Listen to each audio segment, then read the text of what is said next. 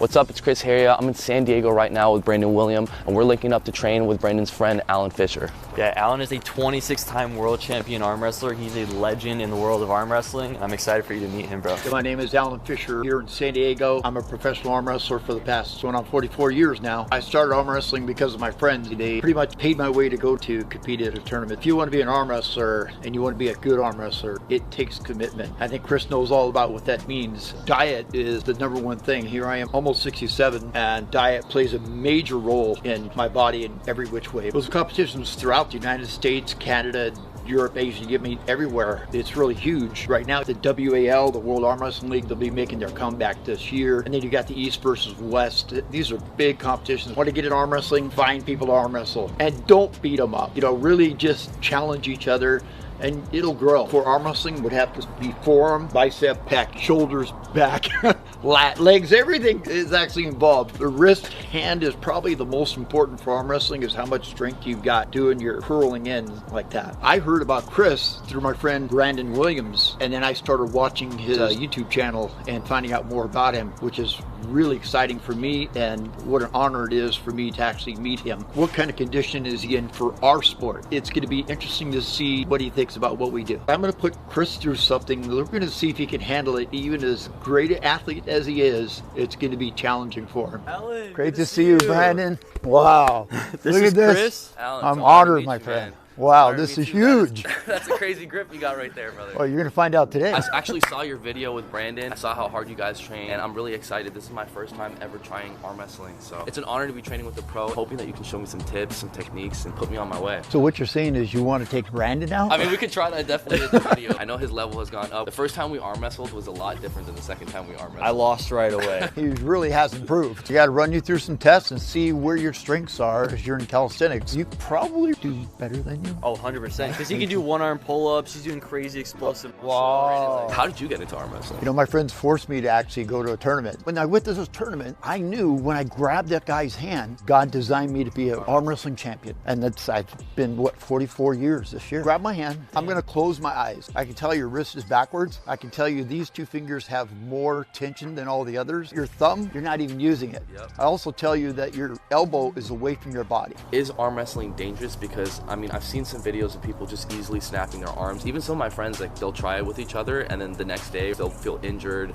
or actually get some pretty serious injuries, like breaking their arms. That's mainly conditioning, the one about people feeling pain and not wanting to go back to arm wrestling because they didn't condition themselves or they weren't pulling in a natural position. People get in what we call a broken arm position when the shoulder goes inside the hand and the forearm, and then it takes about 15 pounds pressure to snap the humerus. What would you say are the most common injuries when it comes to arm wrestling? Common injuries: broken arm, blown tendons. How would you avoid those injuries? Learning how to pull with muscle. There's torquing and tweaking, getting out of position, and that's where people get hurt. You want to avoid all those things, right? Stay in perfect form, which is very like calisthenics too. Yes. So every person that ever comes here, we put them on this little thing right here so I can figure out who you are as a person. And I know where you're going to go with arm wrestling based on that exercise. So it's like, are you more of like an aggressor, or are you more like a counter? Are you more of like a thinker? This guy's got it down already, right? Alan took me through a series of tests he uses to learn where a person's strength and fast twitch reflexes are at, based on their fitness level and genetics. Faster, faster.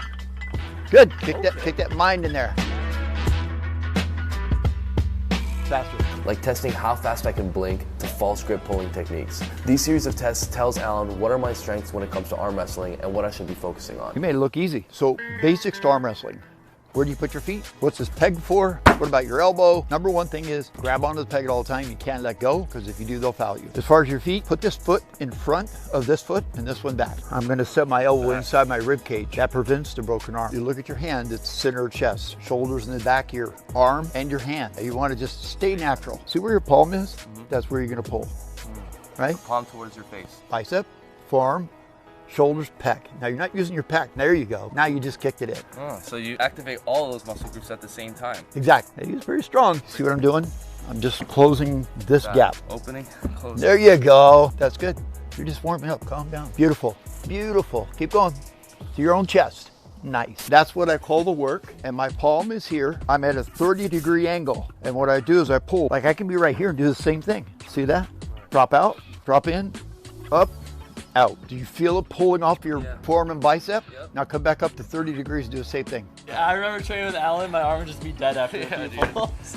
I'll be surprised if I could pull 20 pounds after that. Well, the good thing is you're engaging a lot of stuff that you normally don't do, even in calisthenics. And you're definitely reaching a point of hypertrophy, which you don't always hit when you're just normally training. You may not lift that heavy or that intense, you know, whether as this, you're constantly in that stage of like failure. There you go. See, he's good at pronating. Hit your own face. How's that? There you go. This is what I call Z. From here to here, this is a Z. If you can separate this Z, open the Z up, he doesn't have to stand a chance. So opening and closing movement is super important for our sport because you want control everywhere on the table and not just one spot. There you go, up here. He wants to pin you so bad. And then I'm gonna put some force back. Nice.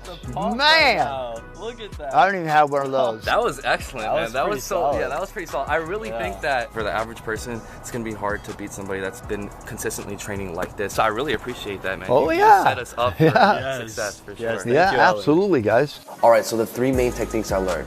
1, perfect form. Have a staggered stance and don't let the shoulder go inside of the hand and the forearm. That's how you break your arm. And then it takes about 15 pounds pressure to snap the humerus. 2, engage and utilize all 4 muscle groups, the bicep, forearm, shoulder, and chest, not just the bicep. More muscle groups recruited, the more strength and force can be applied. And 3, make sure you're pulling to your face or opposing shoulder. The goal is to break their Z formation. If you can separate the Z, open the Z up, he doesn't have to stand a chance. Is there any special secret technique, secret move that like not a lot of people know or not a lot of people have maybe even seen before that maybe you can just show me? Yeah, let's show you a real secret. I don't let a lot of people see it. In the past 40 years, people haven't seen it, so come on over here. So this machine was actually developed by a 14-year-old kid. It didn't have any of this stuff on it. I've redesigned it. So what I'm gonna do is I'm gonna set you up for this for what we call your subscapularis. You're gonna come up underneath this thing and pick it up from your bicep, and you're just gonna bring it up here like this, using forearm, bicep, and a little bit of turning with your body. You feel the tension? Take this all the way down here without moving your body.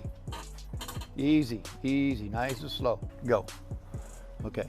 Yeah, there you go. Bam! Oh, I'm gonna use that. Pick it up twice just so you can feel how it is. Good job. Wow, that's impressive. Excellent work. It's all you. Wow. That's good. You're done. Chris, I can't believe you did that. That's Some of the arm wrestlers I that got I big toes. train can't do that. Come on. You got that, Brandon. You got it. You got it. Keep going. Yo, there's no way. Let's go. You got this. Come on. Come on. You got this. Nice. That's not easy. That's crazy. Wow. At this point, we had been training for 2 hours straight and my arms were starting to feel it. But before I was ready to finally arm wrestle, I wanted to know what the best 3 exercises I and the viewers watching can use to train on our own. Drop. You catch it. And the first exercise Alan recommended is what he calls bouncing, which he says helps strengthen explosiveness at the start of an arm wrestling match. So you want to keep it like this. There you go. Keep your wrist in.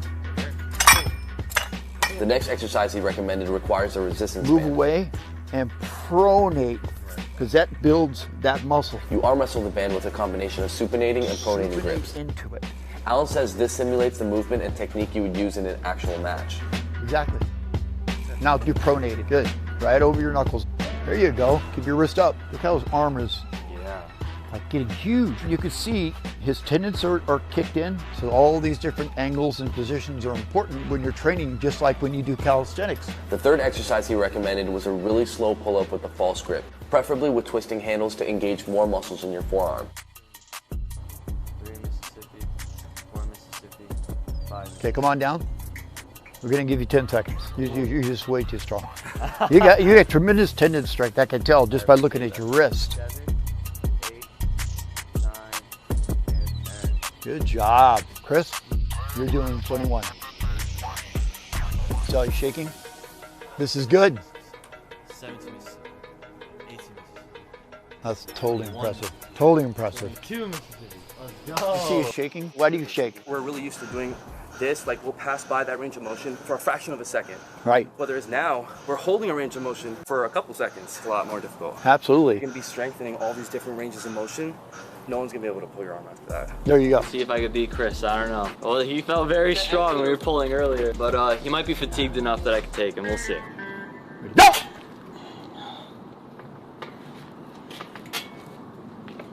Stop. I know what you're doing.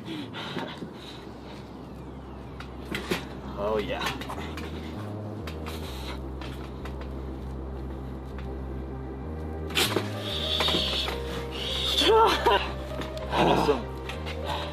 He's doing the King's move on you. He is, huh?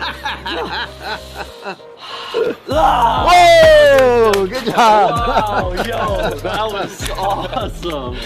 I felt like I almost had you at one point, but then you just picked it back up. Oh my gosh. Wow. Dude, you got a lot stronger and a lot better. I can tell you've been definitely training. And I can tell because of that training, the technique definitely works. I want to get stronger too. One day I have to beat Chris, like legitimately. Oh, you definitely will, bro. Keep training like that for sure. Alan Fisher, you are a legend, bro. I appreciate you so much.